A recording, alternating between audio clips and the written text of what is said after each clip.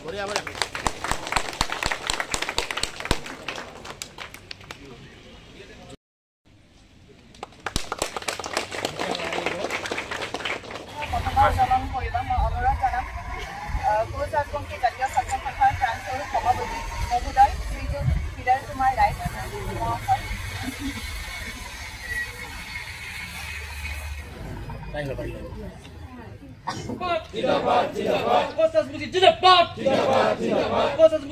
live!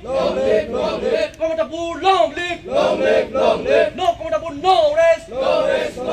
No comfortable, no rest! No rest, no rest! No rest, no rest! No rest, no rest! No rest, no rest! No rest! Come to long live! Long live! Long live! Come to long live! Long live! Long live! Come to long live! Long live! Long live!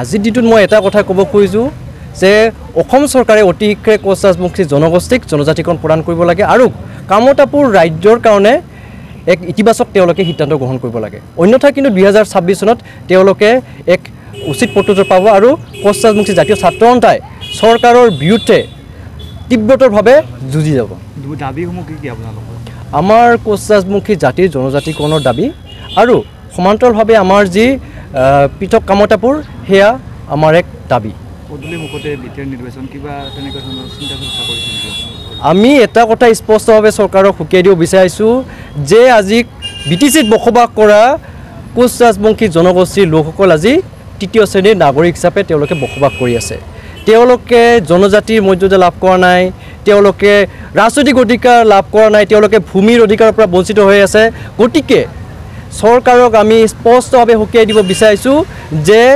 BTR ইলেকশ্যনত কোচ ৰাজবংশী জাতিক যাতে তেওঁলোকে হাতিয়াৰ হিচাপে যাতে ব্যৱহাৰ নকৰে আৰু কোচ ৰাজবংশী জনগোষ্ঠীক মই এটা আহ্বান জনাব খুজিছোঁ যে এইবাৰ বিটিচি ইলেকশ্যনত তেওঁলোকে চৰকাৰৰ বিৰুদ্ধে একত্ৰিতভাৱে একতাৰে এখন যুঁজ দিব 29 তাৰিখে আক্ৰাচুই একগোট হ'ব তেনে ক্ষেত্ৰত আপোনালোকৰ লগত কেনেকুৱা আলোচনা বা কেনেকৈ কি চলিছে কেনেধৰণে চলিছে আমাৰ লগত আক্ৰাচুৰ একো আলোচনা হোৱা নাই তেওঁলোকক আমি শুভেচ্ছা জনাইছোঁ আশা কৰোঁ গোটেইকেইটা গোটে একত্ৰিত হ'ব কাৰণ তেওঁলোকৰ আজি 10-12টা গোট এতিয়া কোনে কোনে সেই একত্ৰীকৰণত অংশগ্ৰহণ কৰে আমি গম নাপাওঁ আশা কৰিছোঁ জাতিটোৰ হকে জাতিটোৰ কথা যাতে তেওঁলোকে চিন্তা কৰি একত্ৰিত হয় সেয়া জাতিটোৰ কাৰণে এক শুভ লক্ষণ হ'ব কিন্তু